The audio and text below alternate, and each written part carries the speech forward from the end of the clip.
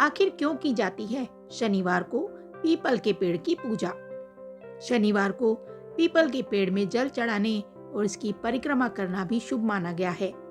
ऐसा कहते हैं कि पीपल के पेड़ की पूजा करने से शनि की महादशा का असर नहीं होता।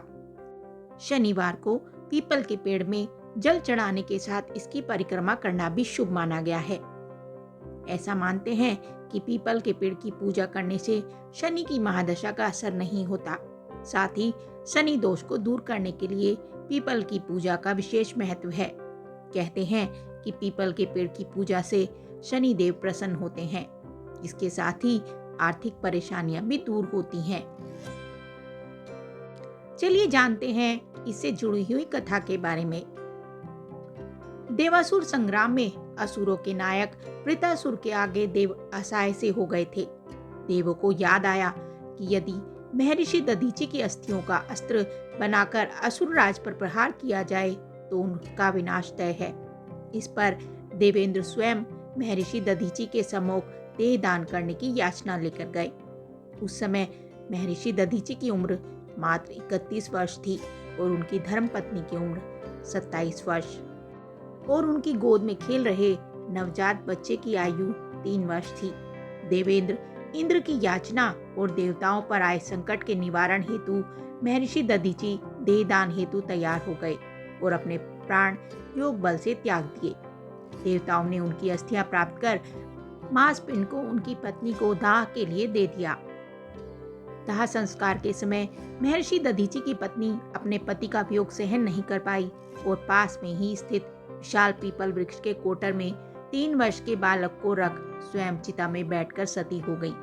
इस प्रकार महर्षि दधीचि और उनकी पत्नी का बलिदान हो गया। लेकिन पीपल के कोटर में रखा बालक भूख प्यास से तड़प तड़प कर चिल्लाने लगा। जब कोई वस्तु नहीं मिली तो कोटर में गिरे पीपल के गोंदों को खाकर सुरक्षित रहा। एक दिन देवर्षि नारद वहां से गुजरे तो बालक को देखा और उसे अपना परिचय देते हुए पूरी बात बताई। बालक ने पूछा कि उसके पिता की अकाल मृत्यु का कारण क्या था, तो नारद जी ने बताया कि उन पर शनि देव की महादशा थी।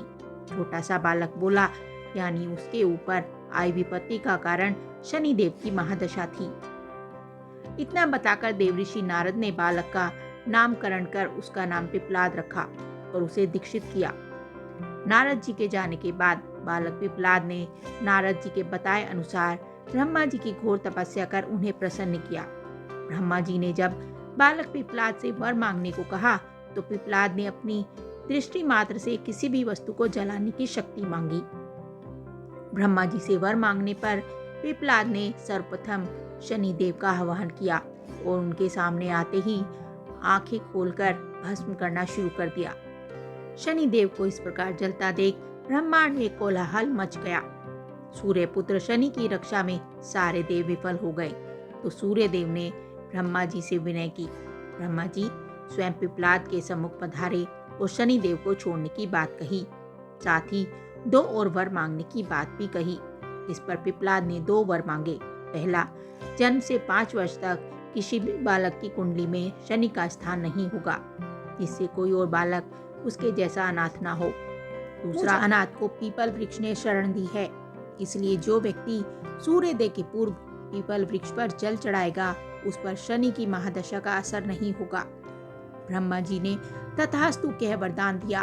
तब पिपलाद ने जलते हुए शनि को अपने ब्रह्मदंड से उनके पैरों पर आघात करके मुक्त कर दिया। इससे शनि देव के पैर क्षतिग्रस्त हो गए और वे पहले जैसी तेजी से चलने लायक नहीं रहे। तभी से शनि शनैश्चरति या शनीश्वर अर्थात जो धीरे चलता है वही शनीश्वर है कहलाए। वो शनि आग में जलने के कारण काली काया वाले अंग भंग रूप में हो गए। बोलो शनि देव की जय। ये कथा और जानकारी आपको कैसी लगी हमें कमेंट करके जरूर बताएं। साथ ही वीडियो को लाइक करें, चैनल को सब्सक्राइब करें। धन्यवाद।